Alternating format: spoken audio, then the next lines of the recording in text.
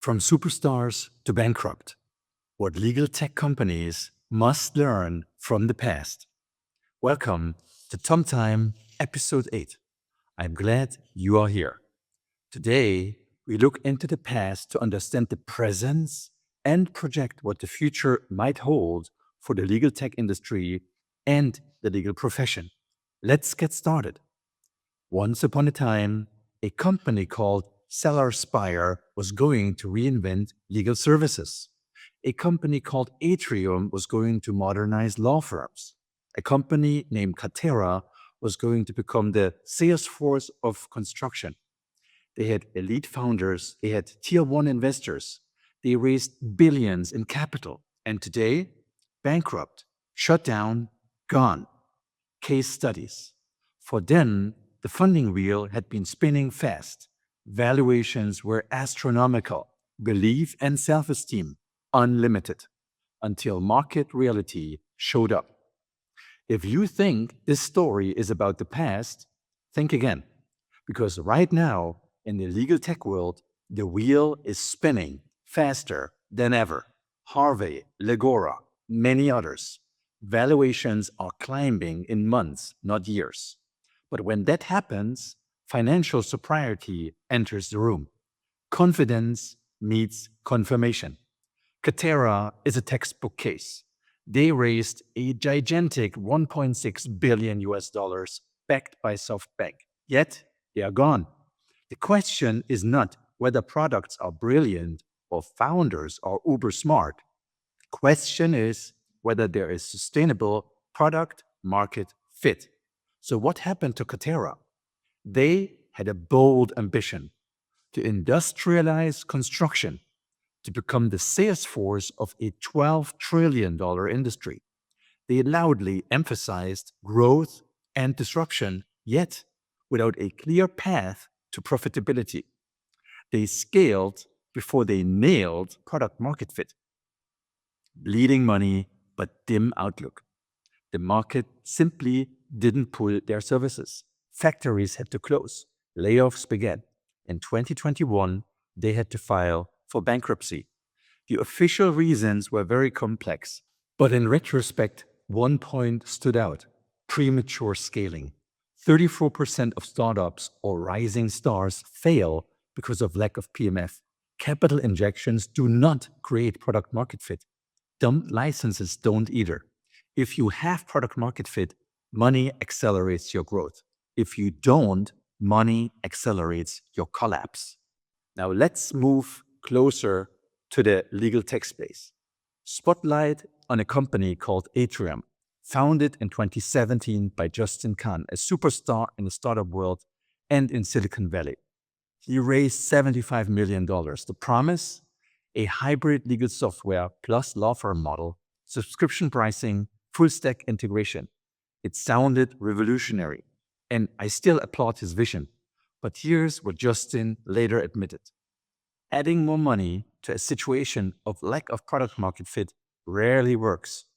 Atrium struggled to balance being both a law firm and a tech company. Misaligned business model, high burn rate, difficulty delivering on the tech promises. They had around 450 clients. They employed 200 people. The math still did not work out for them. Capital does not fix structural misalignment. But here is the deeper issue. The legal industry is relationship driven. You cannot SaaSify it overnight, not even in a year or two. Law is not just workflow. It is accountability. It is reputation. It is political capital. It's a shield and a sword. Atrium pivoted. They cut the law firm part. They focused on the tech part. It still didn't fix their core issue: high burn rate, difficulty delivering on tech promises, insufficient market validation. They had to shut down in 2020 after 3 years, having attracted more than 90 investors. So here's what many legal tech startups, scale-ups, and venture capital firms are fundamentally underestimating. Law is relationship-driven, and it's a closed loop. General counsels come from big law. They go back to big law. Partners rotate into government, and back. It is a ring-fenced ecosystem supporting itself and defending itself against foundational disruption. Product market fit is existing when customers would be very disappointed if your product disappeared. So ask yourself, would the top general counsels of this world be very disappointed if legal AI tools disappeared tomorrow? Or would they simply keep calling their trusted partners they've been working in for decades within their preferred law firms? Plus, there's too much money at stake here. Top lawyers make extraordinary income. AI threatens billing. AI threatens status. AI threatens power structures. When disruption attacks prestige and high income at the same time, resistance becomes structural and latent. And latent resistance kills product market fit. Product market fit cannot exist if the buyer secretly resists the purchase. Finally, accountability cannot be automated. Legal consequences involve jail time, regulatory exposure, corporate survival. No general counsel in this world will trade accountability for discount, and no legal tech firm will assume liability for losing $1 billion case. Technology does optimize workflow, but responsibility remains human. That is a structural constraint on product market fit for the legal technology world. So in essence, product market fit, or actually abbreviated PMF, is not hype, it's not funding rounds, it's not high valuations, it's not media and conference buzz either. Vanity metrics like capital raised, the number of social followers, website traffic are not indicators of sound PMF. Real product market fit looks like this. Organic pull. Customers are chasing you. Strong retention, not increased churn where people switch from one competitor to the cheaper one. Customers would be really upset if you disappeared. Genuine buyer enthusiasm there rather than pushing demos. Atrium had funding. Katerra had funding. Spire had funding. Funding is not fit. So what does this mean for Harvey, Legora, and the many other sound players in the legal tech world, as well as their venture capital partners?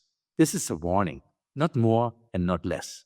Legal tech will absolutely transform the legal profession.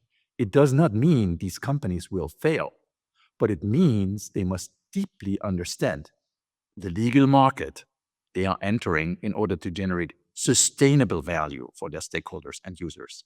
And sustainable value is what matters, not 2, 3, or 4 years of crashing it. If you have a great product and an opposing market, you will still fail. If you have a generic product and a great market, you will still fail. And if you misunderstand the power structure of your market, you will certainly fail. The winners will not be the ones raising the most money. They will be the ones who understand legal industry defense mechanisms, legal industry relationship dynamics, legal accountability, secret rejection signals from their buyers. Until then, the funding wheel and the legal AI space will keep spinning. But history suggests it doesn't spin forever. Thank you for watching today's Tom Time. That's it. See you next week, and really appreciate each and one of you for being loyal viewers and supporters. Take care.